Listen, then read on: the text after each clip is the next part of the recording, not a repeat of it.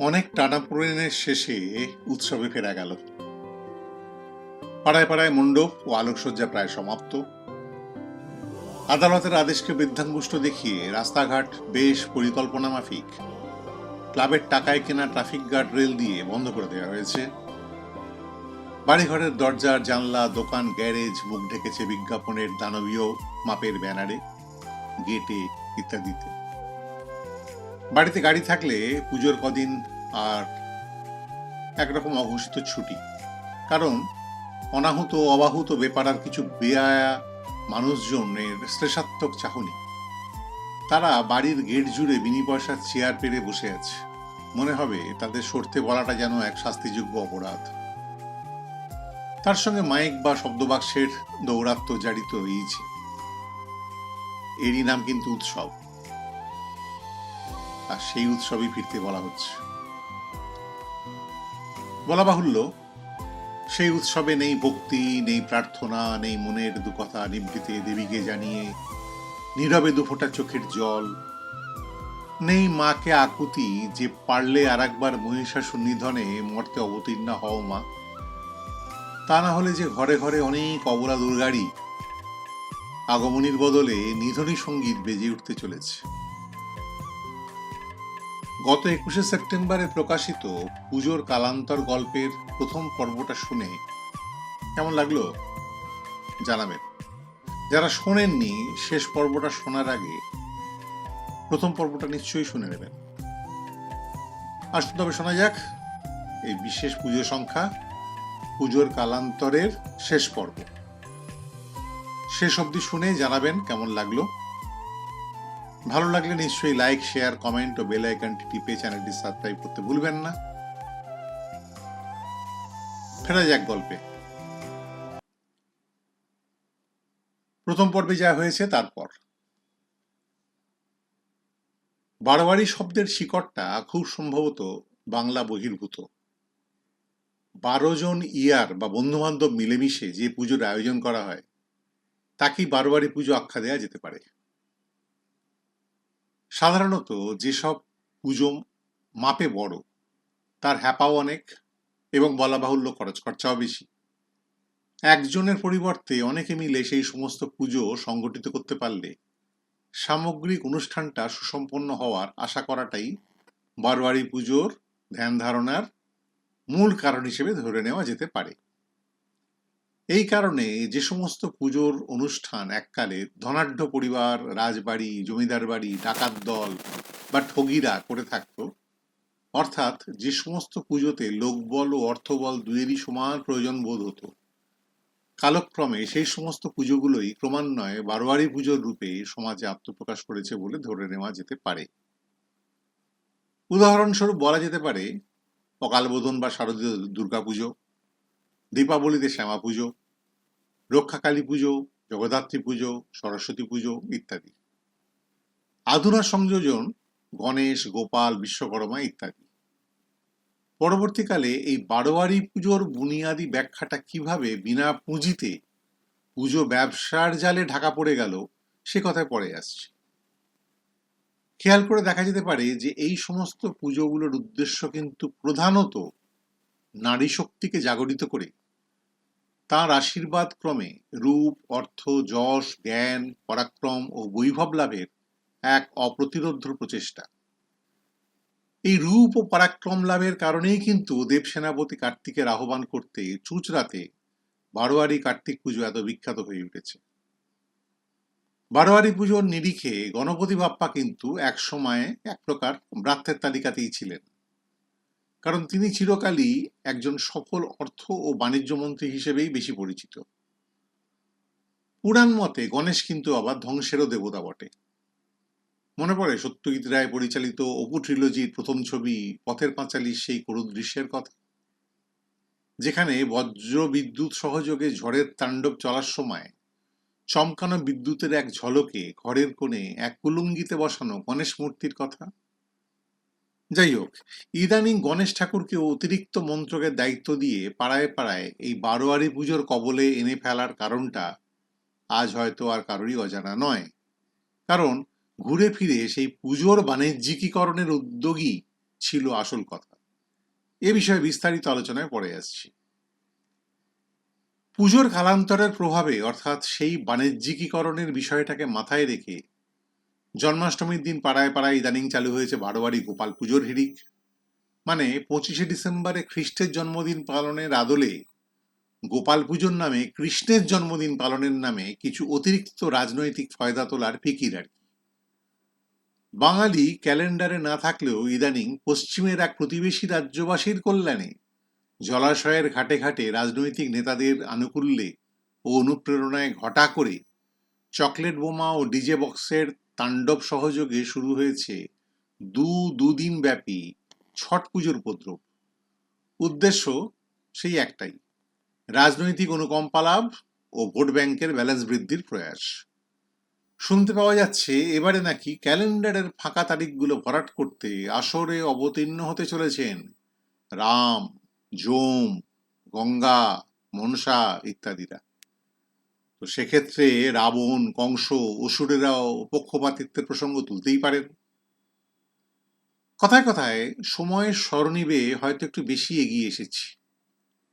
এবারে আবার ফিরে যাওয়া যাক 90-এর দশকে। এতদিনে বিখ্যাত সব বারোয়ারি পুজোগুলো নিজস্ব পরিচিতি পেয়ে বেশ একটা সুবিধাজনক স্থানে পৌঁছতে সক্ষম হয়েছে। তখন তাদের পরিচিতি কোনো গর্বিত রাজনৈতিক নেতা, মন্ত্রী বা কুখ্যাত সমাজবিরোধীর পুজো হিসেবে। বারোয়ারি পুজোর চাঁদা আদায়ের নামে শুরু হয়েছে নির্লজ্জ তোলাবাজি। পুজোর নামে মাইক বাজিয়ে বা শব্দবাজি ফাটিয়ে পাড়ার প্রতিবেশীদের ঘুম না কেড়ে নিলে বা হৃৎপিণ্ডের স্পন্দন স্তব্ধ না করতে পারলে বারোয়ারি পুজোর যেন মানই থাকে না। পুলিশকে অভিযোগ জানালে পুজো কমিটির সম্মানীয় সদস্যদের হাতে অভিযোগকারীর বেইজ্জতি চূড়ান্ত। নেতাদের সৌজন্যে বেশিরভাগ পুলিশ কর্তাও এইসব পুজোগুলোর অঘোষিত পৃষ্ঠপোষক। তবে তৎকালীন রাজনৈতিক প্রেক্ষাপটে সাধারণ মানুষ মুখ বুজে এই অত্যাচার সহ্য করলেও সন্ধে হলে তারা কিন্তু সেজেগুজে লাইন দিয়ে ঠাকুর দেখার তালিকায় টিক মেরে গর্বের সঙ্গে এইসব পুজো প্যান্ডেলে ভিড় জমাতে ভুলত না। রাজনৈতিক ও সামাজিক প্রেক্ষাপট বদলের সঙ্গে সঙ্গে প্যান্ডেল তৈরির আদব কায়দা ও দ্রব্য সামগ্রীর রকমফেরও হতে লাগলো। আগের 2-3 দশকে দেখা বাঁশ, দড়ি, কাপড় ও কাঠের ব্যাটামে তৈরি সাদাসিধে প্যান্ডেলের চেনা স্বাদ বদল করতে মঞ্চে অবতীর্ণ হলো প্লাইবোর্ড, কাঠ, সানমাইকা, বেত, মাটি, কাগজ, ঘাস, বোর্ড, পোড়ামাটির হাঁড়ি কলসি, পুরনো টায়ার টিউব, ক্যানভাস, কাটা বাল্ব, প্লাস্টিকের মগবালতি, ভাঙা গাছের ডাল, চাল, খালি শিশি বোতল, এমনকি ছেঁড়া জুতো পর্যন্ত।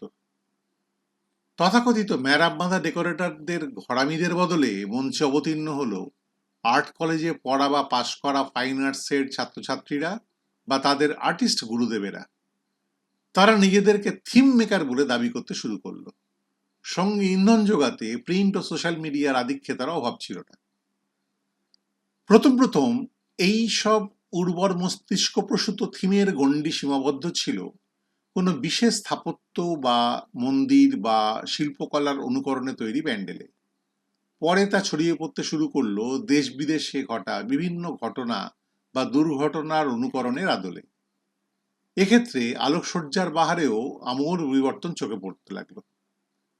সেখানেও হালফিলে ঘটা নানান ঘটনা বা দুর্ঘটনার প্রতিফলন ঘটানো শুরু হলো। শেষে পরিস্থিতিটা এমন জায়গায় পৌঁছলো যে দিল্লিতে নির্ভয়া কাণ্ড ঘটার পর পুজোর আলোকসজ্জায় তার নির্লজ্জ প্রতিফলন রুখতে শেষে এক সরকারি ফতোয়ার প্রয়োজন হয়ে পড়ল। মণ্ডপ আলোকসজ্জার সঙ্গে তাল মিলিয়ে প্রতিমা নির্মাণের আদব কায়দাও আধুনিকতার মাপকাঠিতে পিছিয়ে রইল না। স্মৃতির অতলে তলিয়ে গেল ডাকের সাজের এক চালচিত্রের বা সাবেকি ঢঙের প্রতিমা নির্মাণ। প্রতিমার শরীর ঢাকা শুরু হলো চলি কাঁচলিতে। দেখা গেল নিম্নাঙ্গে ক্ষীণকায় কটিবস্ত্র দক্ষিণী ছবির নায়িকার ঢঙে নাভির নিচে দোল খাচ্ছে। সামনে দাঁড়িয়ে মা বলে প্রণাম করাটা যথেষ্ট কঠিন সাধ্য হয়ে পড়ল। কোথাও বা কালী ঠাকুরের দুপাশে ডাকিনী যোগিনীরা দুর্গা ঠাকুরের দুধারে দুটো করে ফ্রেমের নকলে 4টে ফ্রেমে নিজেদের আকর্ষণীয় দেহবল্লরী দেখাতে হাজির হলো। কোথাও আবার প্রতিমার সাইজ এতই ছোট হলো যে ম্যাগনিফাইং গ্লাস ধরে তাকে সামনে খুঁজতে হবে। আসলে মণ্ডপের বাহারকে প্রচারের আলোয় আরো বেশি আকর্ষণীয় ও দর্শনীয় করতে গিয়ে এ ছিল পুজোর উদ্যোক্তাদের প্রতিমার বিষয়ে চূড়ান্ত উদাসীনতার এক নগ্ন উদাহরণ। ফলস্বরূপ প্রতিমা দর্শনার্থীদের ভক্তির বদলে এক নির্লজ্জ ভড়ঙের প্রাদুর্ভাব চোখে পড়া শুরু হলো। এ বিষয়ে আমার এক চাক্ষুষ অভিজ্ঞতার কথা না বলে পারছি না। সালটা 2011। সেবার পুজোর ছুটি কাটাতে ত্রিপুরা ভ্রমণে গিয়েছিলাম। আগরতলার যে হোটেলটাতে ছিলাম তার পাশেই একটা মস্ত বড় পুজো মণ্ডপ। মনে আছে, উদ্যোক্তা ক্লাবের নাম হারাধন সংঘ। ঠাকুর দেখতে গেলাম পরের দিন মহাসপ্তমীর সকালে। লাইন দিয়ে মণ্ডপে ঢুকে পড়লাম। ভেতরে একাধিক কক্ষ তৈরি করে সেখানে সারে সারে সাজিয়ে রাখা হয়েছে নানা মাপের একাধিক রঙিন মাছের অ্যাকুইরিয়াম। পরপর 3টে কক্ষ পার হয়ে অ্যাকুইরিয়ামে বন্দি মাছ দেখে বাইরে বেরিয়ে এলাম। ঠাকুর দেখতে পেলাম না। গেটে দাঁড়ানো সিকিউরিটি গার্ডকে জিজ্ঞেস করতে সে যেন আকাশ থেকে পড়ল। বলল, আরে আপনি জানেন না, প্রতিমা পুজো তো হচ্ছে ক্লাব ঘরে, প্রায় 2 কিলোমিটার দূরে। এখানে তো শুধু মণ্ডপ আর আলোকসজ্জা দেখার ভিড়। এতদিনে মানে 2 দশক ধরে দেখতে দেখতে বারোয়ারি পুজোর চালচিত্রটাই চোখের সামনে বদলে গেল। বারোয়ারির পুজোর তালিকাটাও বেশ লম্বা হয়ে গেল। কোনো দেবদেবী আর পক্ষপাতিত্ব দেখানোর অভিযোগ করার সুযোগ পেলেন না। কম বেশি সবাই এই তালিকায় স্থান পেয়ে গেলেন। সারা বছর ধরেই নানা দেবদেবীর রণমা বারোয়ারি পুজো। একাধারে পুজো মানেই প্যান্ডেল, প্যান্ডেল মানেই সাধারণের বা গাড়ি চলাচলের রাস্তা বন্ধ, পুজো মানেই চাঁদা, চাঁদা মানেই বেহিসেবি টাকার তোলাবাজি, সরকারি টাকার অনুদানের ফুর্তি ভার্তা, বিদ্যুৎ বিলে ছাড়, রাস্তায় গাড়ি দাঁড় করিয়ে চাঁদার নামে টাকা আদায়, অনাদায়ে মারধর করা। অন্যধারে পুজোর সঙ্গে বেশ কিছু সাংস্কৃতিক মনোভাবাপন্ন মানুষ যুক্ত হল। লিঙ্গ বৈষম্য দূর করতে আসরে অবতীর্ণ হলেন বেশ কিছু প্রমীলা পুরোহিতের দল। পুজো শিল্প পেল এক বহু প্রতীক্ষিত ঐতিহ্যের মুকুট। এক অব্যক্ত নির্বাণ লাভ করে অসীম আহ্লাদে মন ভরে গেল সবার। কিন্তু চাঙ্গা হলো না মুখ থুবড়ে পড়া এক দুর্বল অর্থনীতি।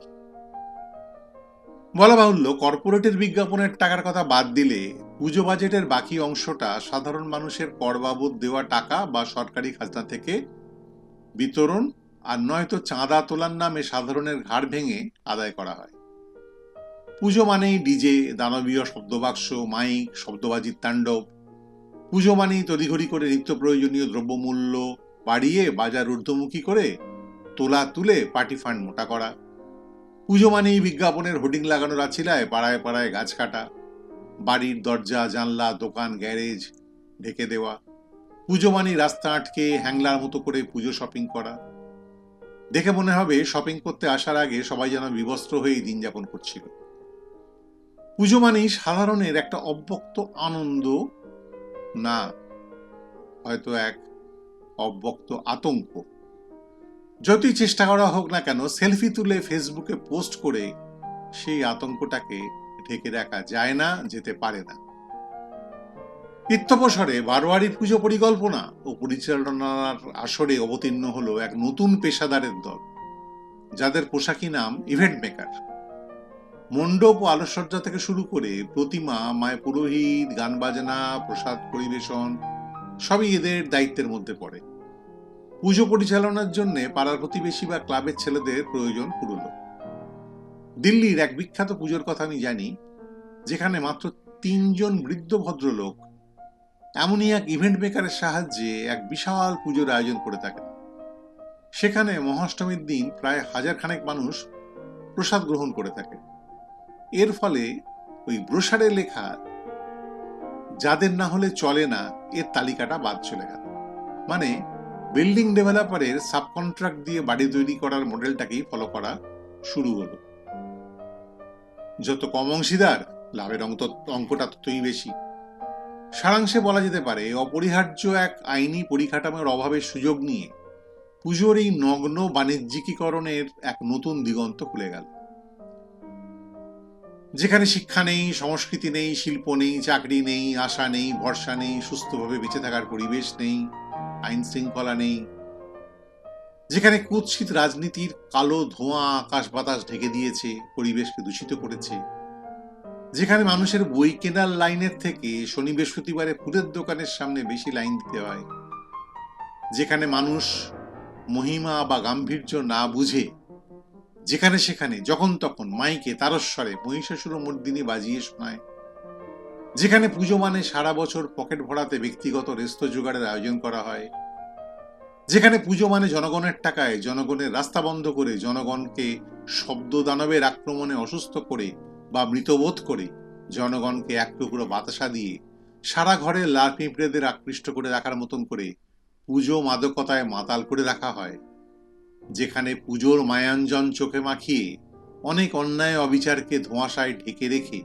মানুষকে এক মিকি আনন্দে মাখিয়ে রাখার মাদকের যোগান দেওয়া হয়, সেখানে পুজো শব্দটার আগে যে বারোয়ারি, থিম, বিগ বাজেট, হেরিটেজ ইত্যাদি শব্দগুলোর বহু প্রয়োগ হবে, তাতে আর আশ্চর্য হবার কি আছে। তাই পুজোর কালান্তরের এই অশুভ প্রভাবে একটা নয়, দুটো নয়, একাধিক প্রজন্ম যে দ্রুত গতিতে পিছিয়ে পড়ছে এবং পড়েছে, তা নিয়ে পুজো প্রেমী বা আর কারোরই কোনো মাথা ব্যথা আছে বলে মনে হয় না। তবে এই হতভাগ্য পুজোপ্রেমীগণ একদিন উপলব্ধি করবেই করবে যে একটা অর্থনীতি বা অর্থব্যবস্থা কখনোই জাতীয় বা আন্তর্জাতিক অর্থনীতির নিরিখে শুধুমাত্র এক বড় ভক্তিবিহীন বরং মিশ্রিত বারোয়ারি পুজোর সংস্কৃতিকে কেন্দ্র করে টিকে থাকতে পারেনি বা পারবেও না। আর সেদিনই সেই চেতনার উন্মেষ হয়তো ঘটবে পুজোর কালান্তরের সত্যিকারের সার্থকতা লাভের সঙ্গে। ততদিন আসুন সবাই পুজোয় মাতি, ঠাকুর দেখি, সেলফি তুলি আর ফেসবুকে পোস্ট করে জীবন সার্থক করি। আজ তবে এখানে শেষ করি। সবাই ভালো থাকবেন, সাবধানে থাকবেন, আর হ্যাঁ, গল্পের বিষয়টা নিয়ে পারলে একটু ভাববেন, আর আপনার ভাবনা আমাকেও জানাবেন। সবাইকে হার্দিক শারদীয়ার শুভেচ্ছা জানিয়ে আজ বিদায় নিলাম। কোন এক সাপ্তাহিক আসরে আবার দেখা হবে নিশ্চয় গল্প চ্যানেলটিতে। নমস্কার, টাটা।